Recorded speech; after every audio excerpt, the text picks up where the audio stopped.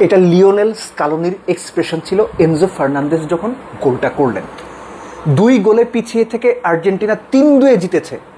ঠিক এই মুহূর্তে এরকম কোনো ট্র্যাক রেকর্ড আমার মনে পড়ছে না, বিশ্বকাপের নকআউটের তো অবশ্যই না। এই ম্যাচটা আর্জেন্টিনা জিতবে এটা অলমোস্ট অবিশ্বাস্য ছিল। 80 মিনিট পর্যন্ত 79 মিনিট পর্যন্ত যে দলটা গোলে পেছানো, 2 গোলে পেছানো, কংগ্রেচুলেশনস আর্জেন্টিনা। অন্তত এই পার্টিকুলার ম্যাচটা তারা জিতে একটা স্টেটমেন্ট দিয়ে দিল যে লেথার্জিক হোক, ডিফেন্সে সমস্যা থাকুক, উইঙ্গার না থাকুক, স্ট্র্যাটেজিক্যালি অনেক জায়গায় সমস্যা বিভিন্ন সময় হলেও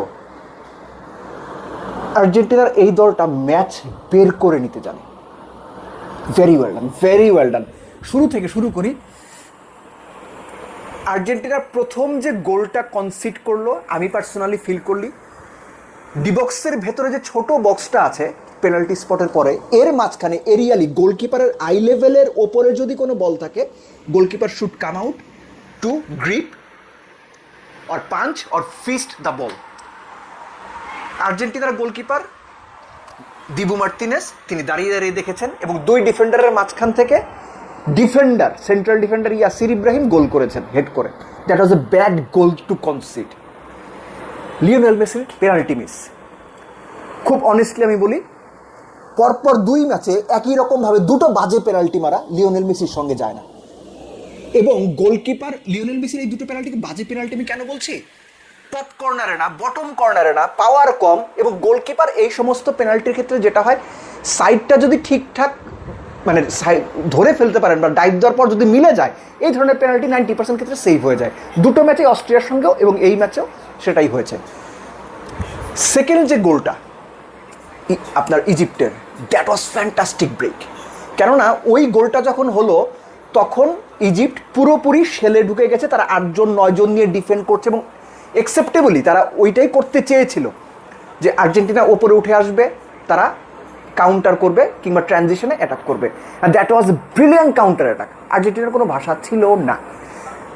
এরপরই আর্জেন্টিনার পালা বদল, ট্যাকটিক্যালি চেঞ্জ, একজন ডিফেন্ডার এবং একজন মিডফিল্ডারকে উঠিয়ে একজন স্ট্রাইকার এবং একজন উইঙ্গারকে, বেসিক্যালি একজন মিডফিল্ডার এবং একজন ডিফেন্ডারকে উঠিয়ে 2 জন ফরওয়ার্ডকে আনা হলো।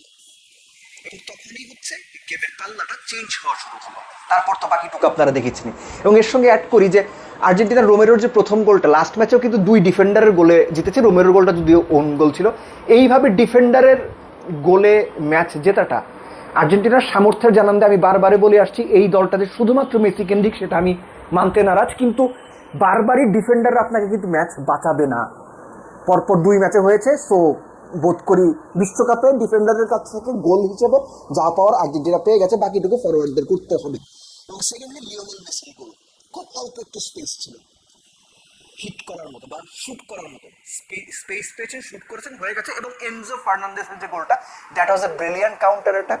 ট্রানজিশনে লাউতারো মার্টিনেজ রাইট উইংয়ে বল পাওয়ার পর ওয়েট করেছেন এবং এনজো ফার্নান্দেস সারা ম্যাচে আপনি তাকে খুঁজে পান নাই। আমি মোটামুটি নিশ্চিত, যখন হাইলাইট দেখবেন বুঝবেন, কোথাও তাকে খুঁজে পাওয়া যায় নাই।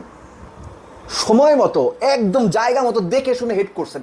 এত চমৎকারভাবে দেখে শুনে হেড করে বল জালে পাঠানোটা, এটা ইনক্রেডিবল, এটা অ্যাকচুয়ালি ইনক্রেডিবল। এবং এর সঙ্গে আপনি মানে মানিয়ে নিন মেসির পেনাল্টির পরে অ্যালেক্সিস ম্যাকালিস্টারের একটা দুর্দান্ত হেড গোলকিপার সেভ করেছেন, ইউলিয়ান আলভারেজের একটা শট গোলকিপার দুর্দান্ত সেভ করেছেন। এবং সবচেয়ে বড় কথা, মিশর যেভাবে খেলেছে এবং তাদের গোলকিপার যে পরিমাণ সেভ করেছেন, আর্জেন্টিনা অনেক আগেই গোল পেতে পারতো। কিন্তু আমার মনে হয় যে 2 দলই স্ট্র্যাটেজিক্যালি ভুল করেছে।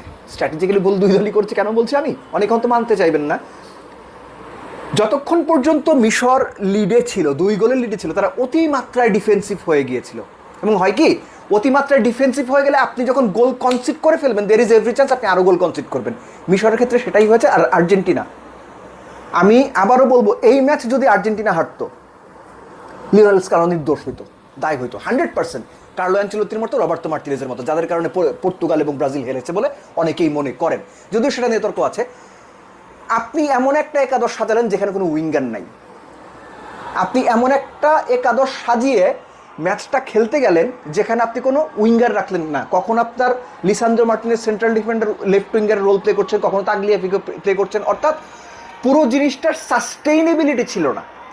সো এই একাদশ রেজাল্ট পেয়েছে, সব কিছু ঠিক আছে, মিশরের সঙ্গে আপনি পার পেয়ে গিয়েছেন, কিন্তু এই পারটা কতবার আপনি পাবেন? ব্রাঙ্কো, লোসোলসো, নিকোপাস, যারা অপোনেন্ট ডিফেন্সে কেওস তৈরি করতে পারে, ওই যে আমার বাসার আশপাশে প্রচণ্ড বাঁশি বাজছে এবং এখনো পর্যন্ত আপনার লোকজনের মধ্যে সেই উন্মাদনাটা রয়েছে। এনিওয়েজ, থাকারই কথা যে আপনি নিকোপাসকে খেলাচ্ছেন না, ব্রাঙ্কোকে খেলাচ্ছেন না, লোসোলসোকে খেলাচ্ছেন না, তো সব মিলে আসলে স্ট্র্যাটেজি তখনই সাকসেসফুল যখন দল রেজাল্ট পায়, দল রেজাল্ট পেয়েছে। কিন্তু এই স্ট্র্যাটেজি আসলে সত্যিকার অর্থে পরবর্তী ম্যাচগুলোতে বা কোয়ার্টার ফাইনালেই কতটুকু হেল্প করবে আর্জেন্টিনাকে আমি জানি না, but then again Argentina character show করেছে, 2 গোলে পিছিয়ে থেকে ম্যাচ বের করেছে, এটাই হচ্ছে সবচেয়ে বড় কথা। এবং লিওনেল মেসি টানা, এখন আমি নিজেই ভুলে গেছি রে ভাই, টানা বোধহয় 9 ম্যাচে গোল করছে বিশ্বকাপে। বিশ্ব তো রেকর্ড তো বটেই, এক বিশ্বকাপে এক আসরে টানা 5 ম্যাচে গোল। অবশ্যই রেকর্ডটা আরো 5 জনের আছে, জার্জিনিও, গার্ড মুলার, জস ফন্তেন, রিভালদো, হামেস রদ্রিগেজ, তো এই রেকর্ড আছে। বাট